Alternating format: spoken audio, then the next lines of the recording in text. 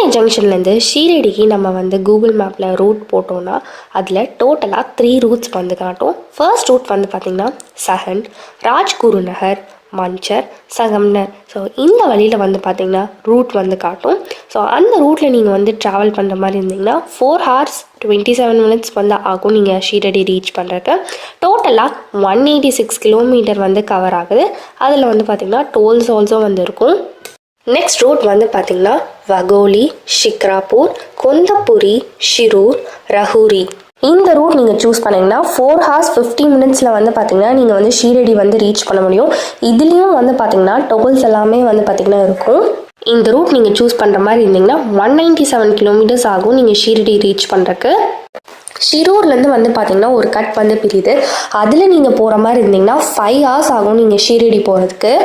இந்த 3லேருந்து நீங்கள் best root choose பண்ணி நீங்கள் வந்து பார்த்திங்கன்னா ஷீரடி வந்து போகலாம்.